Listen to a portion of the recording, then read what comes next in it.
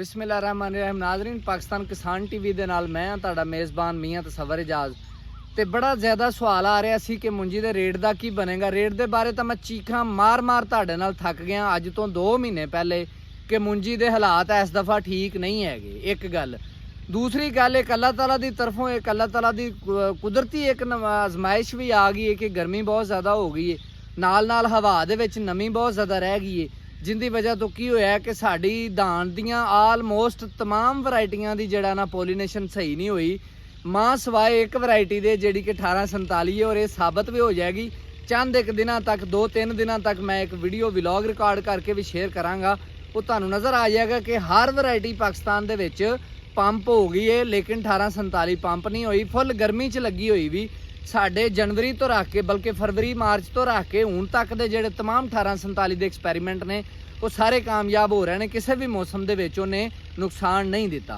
हाँ, अलबत्ता अज किस सिलसिले च जिहड़ा ना वीडियो बनाउण लगे हैं, अज बेसिकली मैं तुहानूं पोजीशन दिखाण लगा 1847 दी। अज 1847 नूं असीं आखिरी खाद पाई है और नाल ही नाल साडे कोल बिल्कुल बराबर ते हाईब्रिड दी वैरायटी लगी। मैं तो बिल्कुल हाईब्रिड नहीं लाई, ना मैं किसी दोस्त नूं रिकमेंड की, सख्ती नाल मना किया, बल्कि ये दोनों ही फसलां इक्को दिन लगियां ने। इन्हां दोनों की जिहड़ी फर्टिलाइजर जिहड़ी पई है वो मैं तुहानूं दसनी है। एक नाल हमसाए ने लाई है हाईब्रिड 413 और दूसरी नाल अपनी 1847 खड़ी है। पहले जरा इधर नूं कैमरा दिखा के जरा व्यू दिखाओ। यह फसल दी है हाईब्रिड 413 है। हुण दूसरी साइड ते लै सज्जी साइड ते मेरी खब्बी साइड ते जिहड़ा ना होएगा 1847। दूर तो जरा दिखाओ इंज, ठीक है। अच्छा, हुण गल अज दी है कि 1847 की पोजीशन कैसी है। इक्को दिन किसी भी फसल की पोजीशन जिहड़ी है ना वो 2 चीज़ों नाल जज हुंदी है। खास तौर पर मुंजी की फसल की पोजीशन उहदे विच असीं नंबर ऑफ टिलर्स गिणने आ। हाइट का बहुत ज़्यादा मैटर नहीं हुंदा। हाइट ज़्यादातर केस दे विच हाइट नुकसानदेह हुंदी है, लेकिन जिहड़ी टिलर्स हुंदे, नंबर ऑफ टिलर्स यानी कि एक बूटे दे विच पौदिਆਂ की तादाद किन्नी लई है उन्हें और किन्ने फर्टिलाइजर ते लई है। हुण इस टाइम अगर असीं देखिए तो यह जी 413 इनू किन्नी खुराक पई है, 1 एकड़ के करीब है, जगह 1 एकड़ ही है। इनू 1 बोरी DAP पई है, उस तो बाद इनू 4 बोरी यूरिया पै चुकी है। जिंक इनू पई है 3 तो 4 kg। अगर दूसरी साइड ते 1847 लाओ, इनू 1847 नू अद्धी बोरी DAP फी एकड़ पाई है, अद्धी बोरी पोटाश फी एकड़ पाई है SOP, और इनू 4 बोरी यूरिया पै चुकी है और नाल जिंक पई है। यानी इधर अद्धी बोरी DAP ज़्यादा है 413 च, इधर अद्धी बोरी DAP घट है फी एकड़, लेकिन नाल अद्धी बोरी SOP पाई है।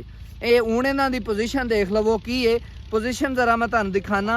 इनके नंबर ऑफ टिलर्स असीं देखांगे। किसी भी फसल की पोजीशन चैक करनी होवे तो उनके नंबर ऑफ टिलर्स, हाइट भी इनकी बेहतर है, लेकिन हाइट बहुत ज़्यादा फायदेमंद नहीं होंदी। नंबर ऑफ टिलर्स असीं चैक करांगे पोजीशन चैक करन लई। अज इनू चौथी खुराक पाई है।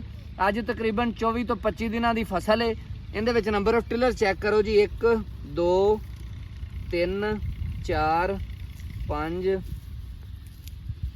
6 7 8 9 10 11 12 13 14 15 16 17 18 19 20 21 22 23 24 25 26 27 28 29 30 31 32 33 34 35 36 37 तकरीबन 37 नंबर ऑफ टिलर्स ने। हुण दूसरी साइड ते आई है जिहड़ी हाईब्रिड 413 है, उनके अच्छे बूटे नूं ही चैक करने आ। इनू चैक करने आ जी।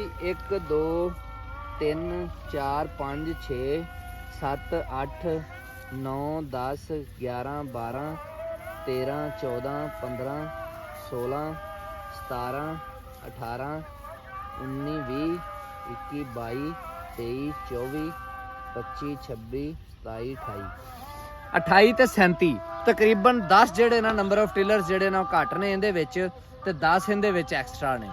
ਇੱਕ ਦਫਾ ਬ੍ਰੇਕ ਕਰ ਦੇ ਲਾਲ।